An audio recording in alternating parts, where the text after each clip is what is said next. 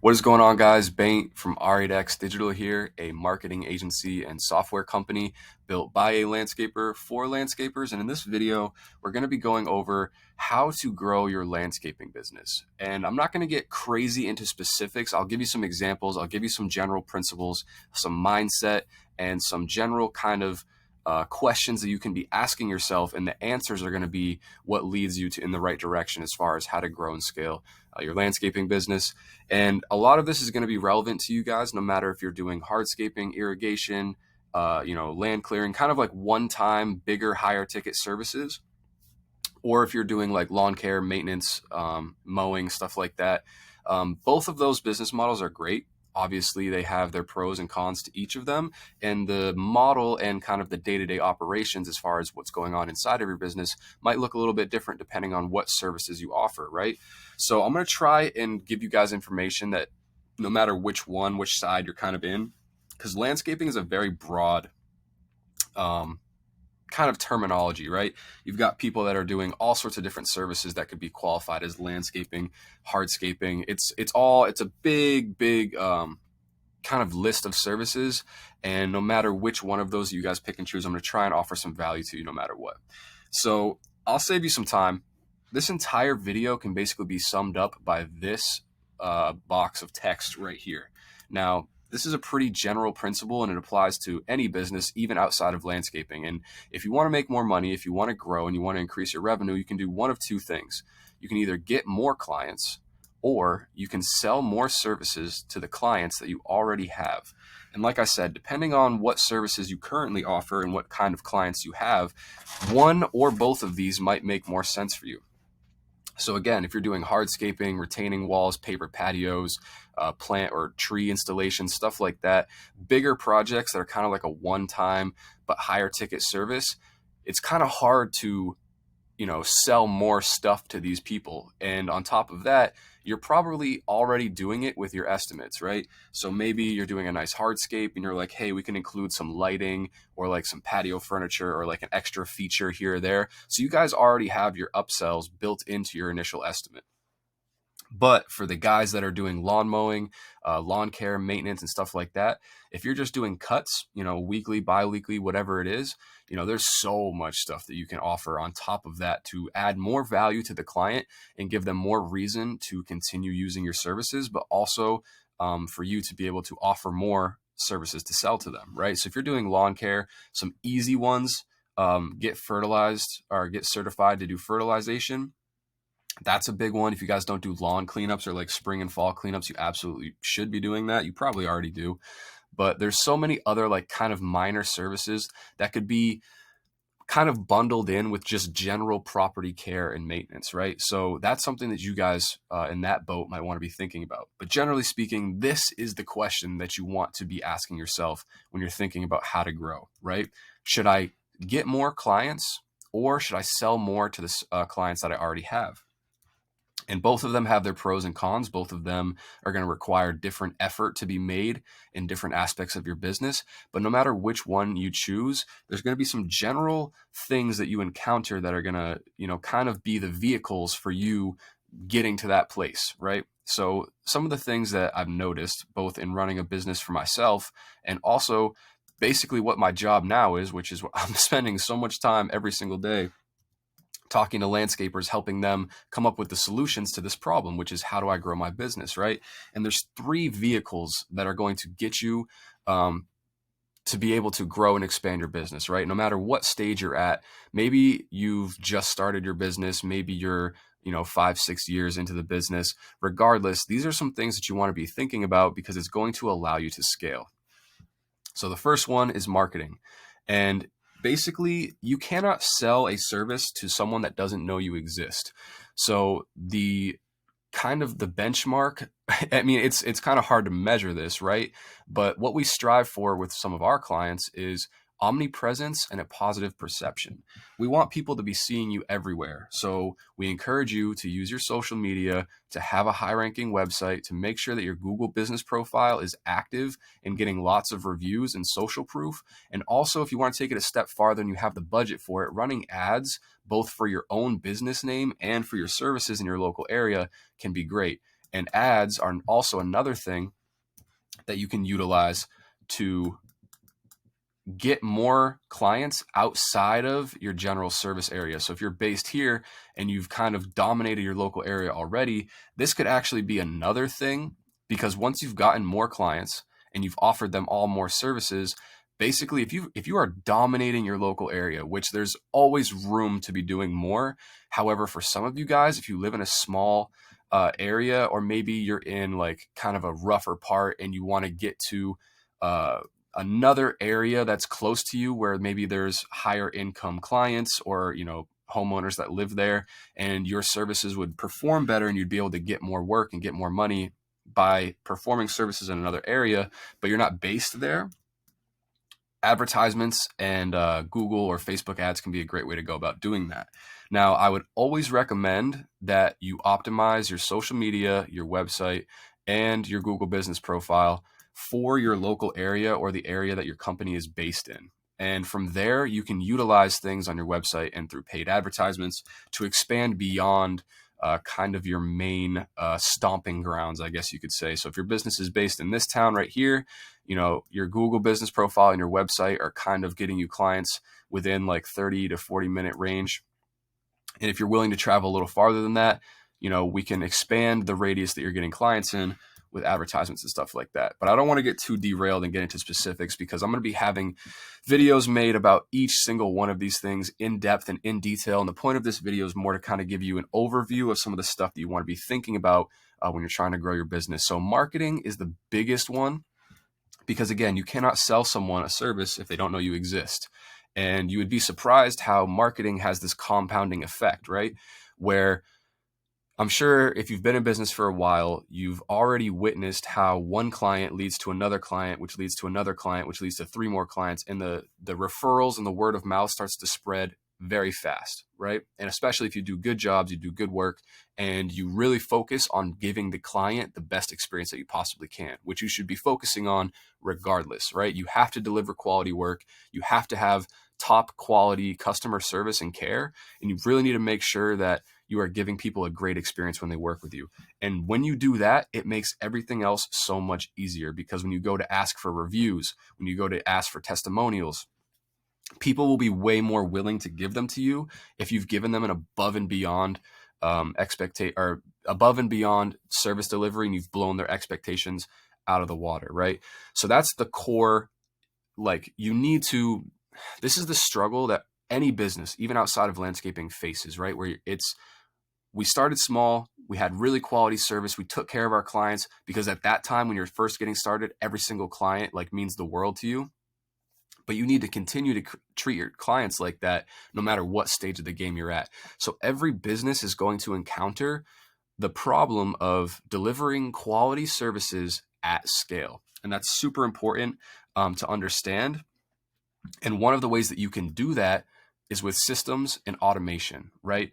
So one of the things that I struggled with personally with my own landscaping business was training employees and getting them to deliver the same quality of work that me and my partner were doing as owners of the business, because obviously we really cared.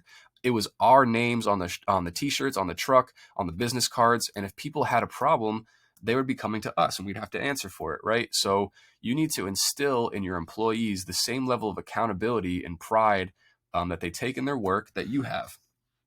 And there's a couple ways that you can incentivize them to do that. This is not a employees or team management video, but maybe we can talk about that in the future.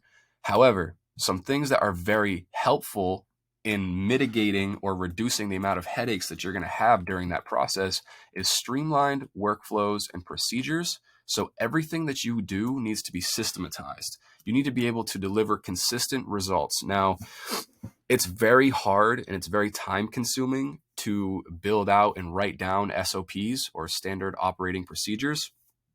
But if you have a handbook or a company kind of workflow, and especially when you're training your employees, you need to break it down, and you need to be very clear and precise as far as how you explain things to them, so that they are, without a shadow of a doubt, delivering the service in the same quality that you would.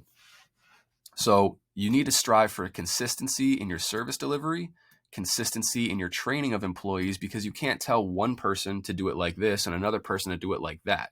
And another thing is, with any of the trades, you get people that have been doing it for a while, and maybe they've bounced around before between a couple other companies before they become your employee, and they've learned how to do it themselves. They learned how to do it from a bunch of different people.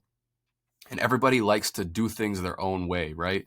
But as a company, when you're focused on growth, you need to make sure that you're delivering things consistently and that everything is the same. And that goes from the equipment that you use to the types of jobs that you're doing to how you show your employees how to do them and how you handle things on the back end when it comes to dealing with the customers, training the employees, how you set up your schedule, your routing. Everything needs to be as consistent and planned out and streamlined as possible. And this is going to eliminate headaches for you, because you don't have one crew over here that does things their way and another crew that's over here that does things their way. It becomes impossible to track and manage all that stuff. And you're going to have a lot of problems and a lot of, kind of whack-a-moles that pop up that you have to squash, a lot of problems that you have to solve because things aren't consistent. So that's huge, right? Another thing with that is, if you want to be able to scale and grow, you have to have consistency in your pricing structure and your bidding structure. So that is one of the biggest things that, once I figured out how to do this for my business, things became a lot simpler, right? In the first couple of years, we were kind of figuring out like where we ranked up against other companies, and we wanted to get work, but we didn't have a crazy amount of clients to show for it. We were still a newer company. We had to establish ourselves and build a reputation first. And again, to backtrack a little bit, this is the importance of marketing. This is the importance of having reviews and social proof and showing work on your social media, having a professional website, having a Google business profile that is optimized and showing people the information that they want to see.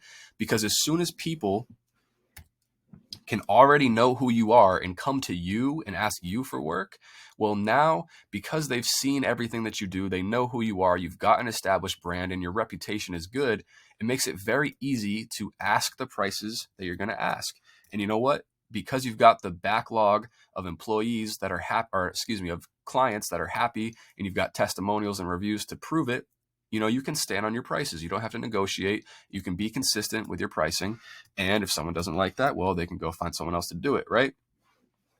So easier said than done, and it takes time, but it's something that you need to focus on, because it's going to help you later down the line when you're struggling with that kind of problem of like, okay, how do we get consistent with our pricing? We need to find our hourly rate. We need to have our consistent markup for materials and time and all of that stuff. And once you get that unlocked, it makes it very easy to turn over estimates faster, because everything in this world that we currently live in is about speed. You can't afford to wait 3 days to get back to a client. Everything moves fast. Everything has to be done as quickly as possible, right? People don't have the attention span. We live in a world that is full and based off of instant gratification, right? People expect things to happen very quickly. So you have to be able to move like that. And one of the things that can really slow you down is manual and simple tasks that are just very time consuming. So in any aspect of your business possible, you want to be able to automate it and increase the efficiency and reduce the amount of time that you're spending on those minute, kind of monotonous tasks, right? So this could be filling out invoices, or sitting down and, filling out a spreadsheet and writing everything out to do an estimate, right? You're still going to have to do that to some degree, or you can train someone else how to do it. But no matter what, you're going to need systems, you're going to need automation, and you're going to need things that take care of the monotonous stuff and make things as streamlined as possible so that you can turn over jobs faster, right? Because in order to grow your landscaping business, you need to be able to do more work, get more clients, and offer more services. And in order to do that, you need to make sure that everything is happening smoothly and you're not encountering tiny little road bumps that throw off the rest of your process, right? And a lot of that comes down to the third piece, which is infrastructure, right? So no matter what you're doing, whether it be hardscaping, landscaping, lawn care, and lawn maintenance, the tools that you need to grow and do more work is infrastructure, right? More trucks, more equipment, and more people. And in order to fund these things, you might have to do a little bit of marketing so that you can get more clients. And it's all just kind of this flywheel where it all works together, and all of these things are equally important to be thinking about. But it's what comes with trying to scale a service-based business that's operates locally, and there's things that are involved that need to be acquired in order to do that. So you need more trucks, you need more equipment, and you need more people. And that's kind of the biggest bottleneck, is understanding which one of these things you need to invest in first, because they all need to happen and they all need to operate kind of in sync with each other. But it can be very difficult to kind of get them all working all up at once, right? It's a lot of time that you invest into your marketing, unless you hire someone like myself to do it for you. It's a lot of time that you're going to invest establishing your systems and your protocols and your standard operating procedures. I can help you automate some of the basic tasks within your business. We have a custom software that we just launched that is capable of doing a absolute shit ton of stuff when it comes to the back end, especially when it comes to managing, replying to clients, replying to new leads. There's a lot of stuff that we can do with that. So there are tools that you can use to help you with these two things. But for the most part, the infrastructure piece comes down to, having the financial backing and having the financial security to be able to invest in these types of things, because equipment costs money, people cost money, and trucks, trailers, mowers, excavators, skid steers, all that stuff costs money as well, right? So all of these things kind of operate together. And I really want you to think about how you could be implementing each one of these things, no matter what level you're at. If you're doing, 50 to 200K to $1 million a year, all of this stuff is relevant, right? And you want to be thinking about each thing kind of compartmentalized, right? This is 1, 2, and 3. Now, once you have all of these boxes checked, it becomes really easy to grow and move to the next level. However, it's easier said than done, right? And there's bound to be hiccups along the way. There's bound to be things that throw you off. And with any business, what I've encountered in my personal experience and from what I've heard from other landscapers is things kind of go like this. So you've got this handful of clients, and you've got, a couple employees that handle the jobs. And basically, this is like the threshold of what you're capable of doing. You've got your crews, they're working maybe 4 or 5 days a week, depending on, what your guys' schedule is. I know a lot of landscaping companies will work 5 to 6 days a week. A lot of lawn mowing and maintenance guys will do like Monday through Thursday, and then they leave Friday, Saturday, Sunday open for like, rain days or catch up work. And also, if you're the owner operator within your business, you might need the weekends to catch up on paperwork and to, do estimates and fill out bids for the next week, right? Or next month, or however much work and clients you've got to manage. Now, again, this is where the automations and the systems can come into play and make that time on the weekends a little bit more productive and give you a little bit of time to spend with your family or your hobbies or do whatever else you love. Because let's be honest, landscaping is a very time consuming industry, and, you're going to be working 24/7, especially if you're kind of newer in the business and you're just getting started. You have to be all in, 2 feet in, and you have to be committed and dedicated to growing this. And it takes time. It takes working on weekends. It takes long days. So to illustrate my point a little bit further, you've got your clients, you've got your crew, all this work is being handled, right? And your business is operating at this threshold. Now, if you get a couple more clients, your team and your crews now get pushed to this new threshold, this new level, where they're handling more jobs per week. And it's maybe like it's testing your company's limits as far as what you can handle all at once. And you're going to go through this process over and over again, where if you want to scale and grow, you're going to have to repeat this process to where you push your business and the systems and the people and the everything that you have in place to its absolute limit, where it breaks. And then maybe something happens and you go back down to this threshold. Then you push back up and you learn something, and now you're able to operate at this level. And you have to keep kind of going through this process of pushing your business to its upper limits, realizing what breaks and what happens when you get there, and then implementing solutions that allow you to move to the next level and operate at that previous high level consistently and do it at scale for long periods of time. Because you can, come from this level to this one for a week, but after that, you might realize, okay, our guys are burnt out, our equipment's breaking, so we need to take more time on the weekends to do maintenance. We need to hire one more person to make the days go a little bit quicker, and so we can get all this work done and not have it be dark by the time we're pulling up to the shop at the end of the day, right? So I hope this was helpful for you guys. I know I covered kind of a lot of stuff. Again, I wanted to kind of just give you a general overview of some of the things that you want to be thinking about when you're trying to grow your landscaping business. Again, I will have videos in the future of all these specific things. I will go in excruciating detail breaking down all of this stuff in its entirety for you guys. But I kind of wanted to give you just a general, like I said, 30,000 foot view of some things that you might want to be thinking about when you're trying to grow your business. So I hope that was helpful. Hope you guys got some value from that. If you'd like to schedule either a consultation or you'd like to see how I can help you with some of these services and help you guys get more clients and grow your landscaping business, I'll have a link down below where you can book a call with me. I would love to talk one-on-one and maybe see what we can come up with as far as some solutions that would help you guys. So yeah, if not, stay tuned. We got plenty more content coming soon. I hope you guys have a great day.